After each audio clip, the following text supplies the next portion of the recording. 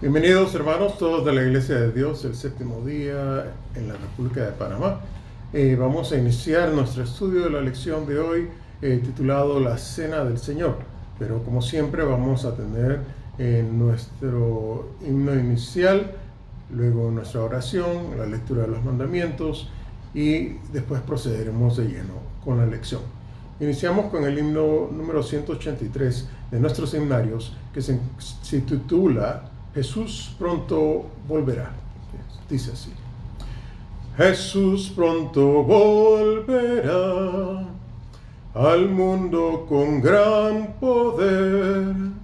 Promesa nos dio y la cumplirá, su rostro podremos ver.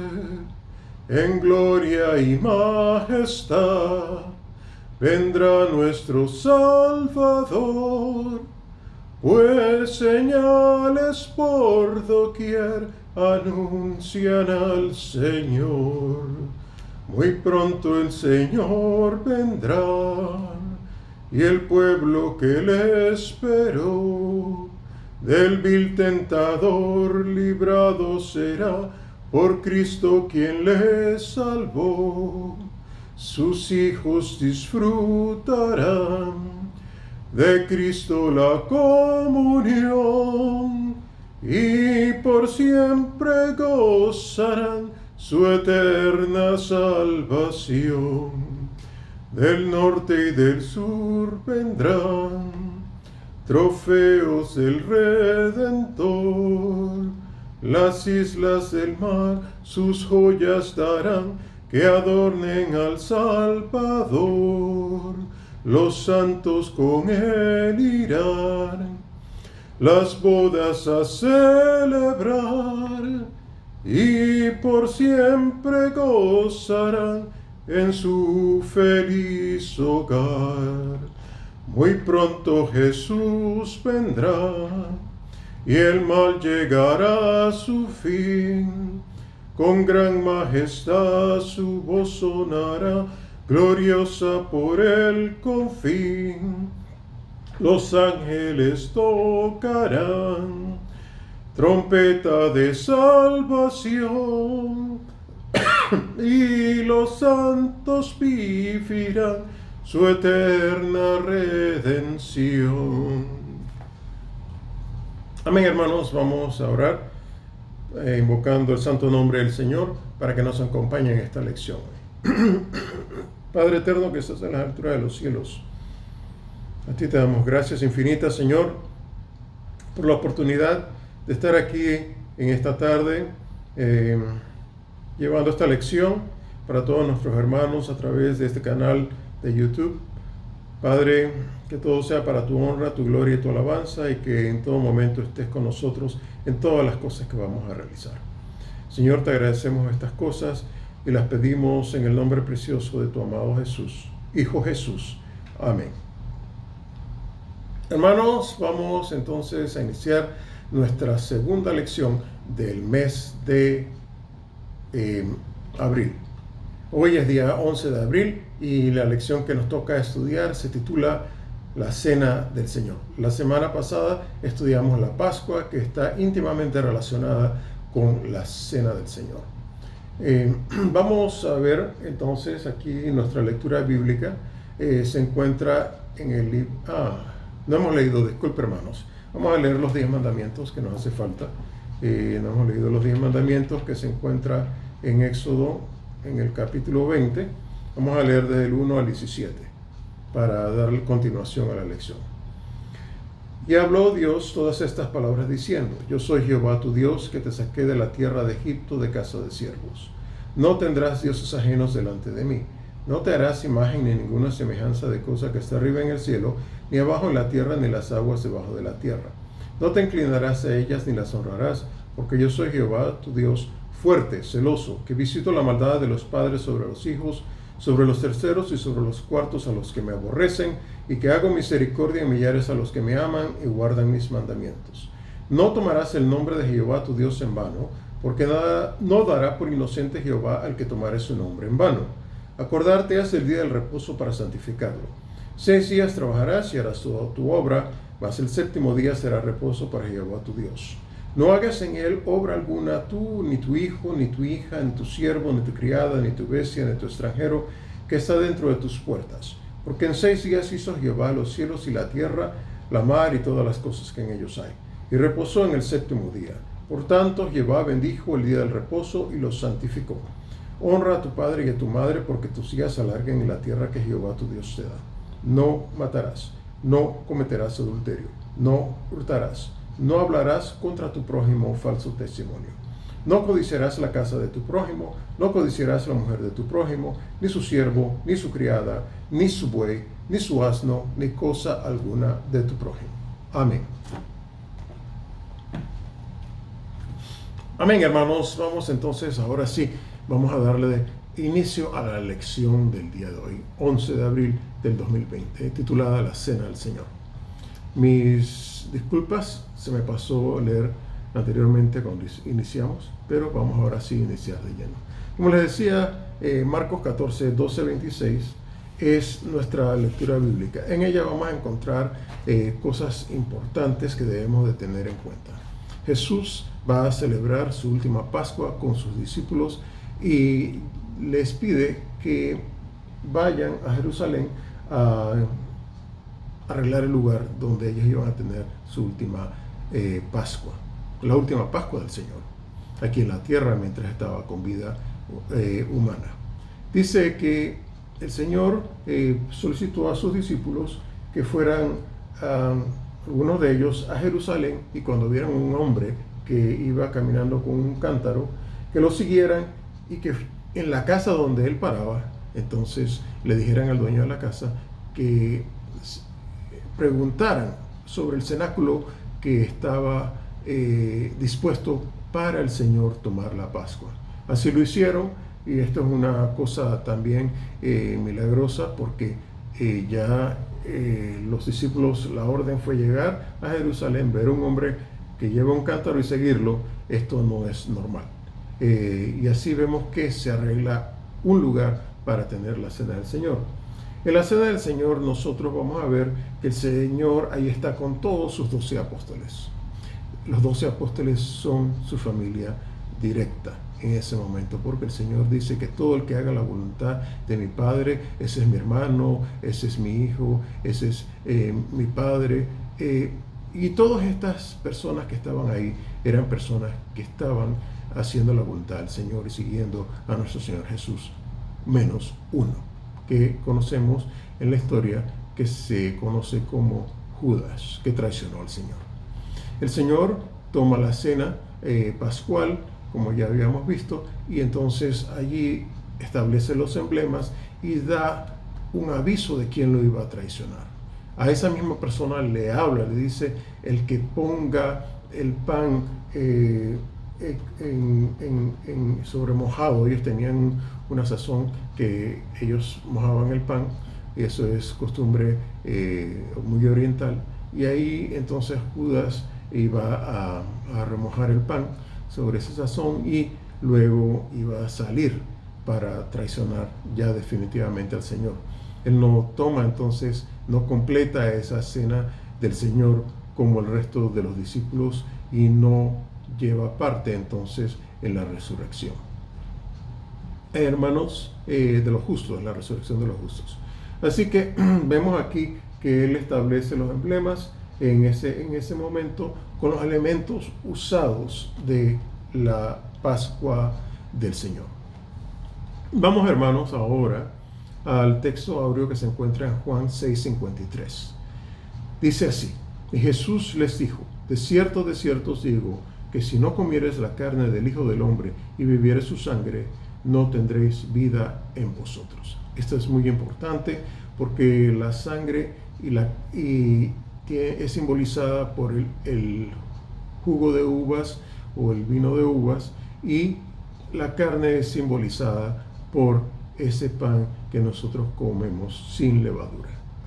Dice que si no participamos de esto, de cierto, nos advierte el Señor, no tendremos vida en nosotros. Entonces es importantísimo para cada uno de nosotros participar de esta cena del Señor todos los años, en el tiempo señalado, que es el día 14 de Abib o Nisan, en el calendario establecido por Dios.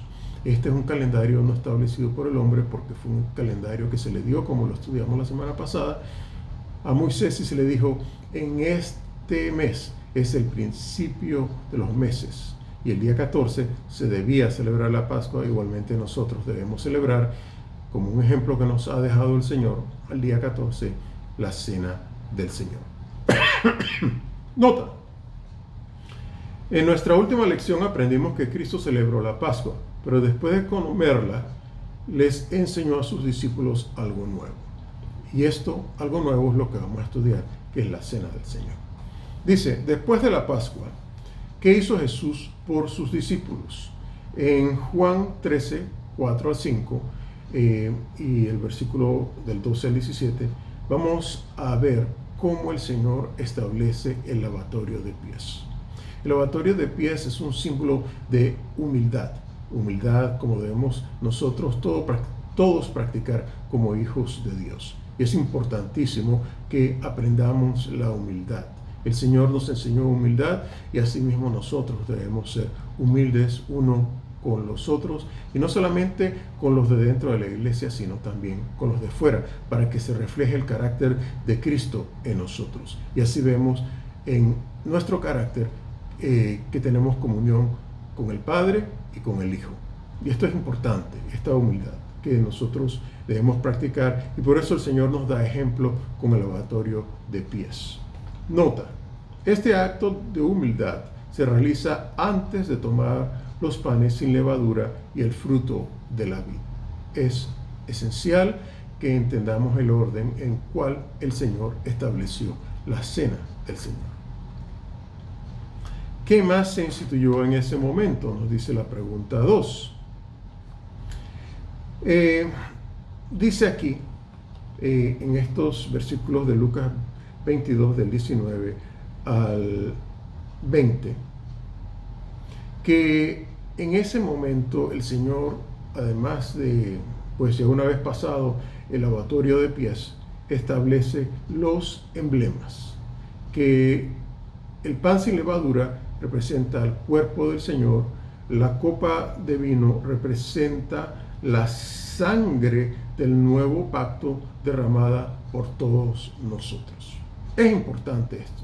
Claro que sí, porque hay que entender que Cristo murió por todos nosotros. No solamente murió por el pueblo de Israel, murió por todo el mundo.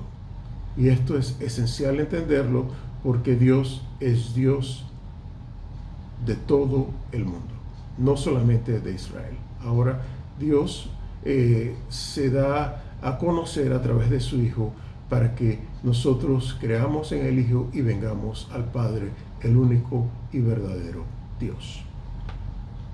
Tercera pregunta: ¿por qué se derramó la sangre de Cristo? La sangre de Cristo fue derramada, dice aquí en los versículos de Mateo 26, 27 al 28. Uno, porque daba inicio a un nuevo pacto. Esto es importante. Daba inicio al nuevo pacto, el cual ya el pueblo de Israel estaba esperando de hace mucho tiempo. Segundo, dice aquí que la sangre de Cristo, o la sangre de ese Mesías, debía ser derramada, como nos lo explica bien el libro de Daniel, que iba a ser muerto el Mesías a la mitad de la semana. Y entonces aquí dice que esta sangre derramada nos sirve y es para remisión de los pecados. Estas son las dos cosas importantes. Entonces, establece el nuevo pacto y es la sangre derramada para la remisión de los pecados. Porque no se puede establecer un pacto si no hay derramamiento de sangre, y eso es una regla básica de la palabra de Dios. ¿Qué más hizo su sangre en nosotros? Vamos a ver aquí en las lecturas de Hechos 20, 28 y Primera de Pedro 1, del 18 al 19, algunas cosas importantes que nosotros tenemos que entender. ¿Cuál es el propósito de la sangre del Señor? no como nosotros la vemos a veces con algunos predicadores que la usan en forma esotérica y que la sangre de Cristo te cubra. Eso no es lo que el Señor nos enseña en su palabra. Eso no es un verdadero cristianismo, eso es algo fuera del cristianismo y eso no lo debemos adoptar, ni lo debemos entender así. Dice aquí que la sangre del Señor ganó un pueblo para sí, y este pueblo para sí es la iglesia de Dios, o la iglesia del Señor. También dice que fuimos rescatados de nuestra vana conversación heredada de nuestros padres. Cuando habla que fuimos rescatados de nuestra conversación, se refiere a nuestra conducta, a esa manera de ser que habíamos nosotros aprendido a nuestros padres. Ahora venimos a aprender la manera de Dios a través del ejemplo que nos dejó el Señor Cristo Jesús aquí en la tierra. También dice aquí que la palabra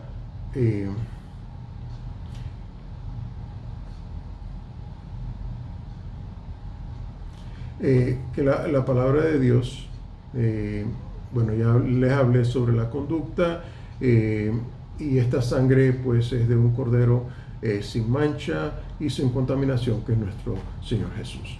Vamos a la siguiente pregunta, hermanos, porque casi me adelanto en alguna respuesta. Vamos a la quinta pregunta. ¿Cómo se refiere Jesús a sí mismo en Juan 6, del 6 al 32, al 35 y el 48? Jesús nos dice aquí: yo soy el pan de vida. Muy bien, como el pan de vida que vino del cielo, que lo dio el Padre, este pan de vida, dice, da vida al mundo. No únicamente da vida al pueblo de Israel y a los que conocían, sino que da vida al mundo, a todo el mundo, a toda persona que cree en Jesús como el Mesías, como el Hijo de Dios, le sigue y hace las cosas que Él ha mandado que se debe hacer, y guarda los mandamientos de Dios. Esta es la persona entonces que va a recibir ese pan, que va a celebrar esta cena anualmente, porque tiene que ese es un requisito que nuestro Señor declara. Y dice con respecto a este pan, dice, el que viene a mí nunca tendrá hambre, y el que cree en mí nunca o jamás tendrá sed. Entonces es importante. ¿Por qué? Porque vamos a estar en el Señor, vamos a tener el Espíritu Santo de Dios, debido a que hemos venido al Señor. Ese Espíritu mora en nuestros corazones y ese Espíritu nos va a guiar a toda verdad si tenemos comunión con Dios y con su Hijo Jesús. Sexta pregunta: ¿qué tan importante es participar de estos emblemas? Hermanos, es de vida o muerte, porque dice aquí, el que no los come, aquí en Juan 6, del 49 al 53, el que los come no morirá y vivirá para siempre. Si comemos este pan y bebemos de su sangre, tendremos vida en nosotros. Pero si no lo hacemos, no tendremos vida en nosotros. Entonces es importante esto, hermanos. Vamos a ver la siguiente pregunta, que dice: ¿por qué? Juan 6, 54 al 58.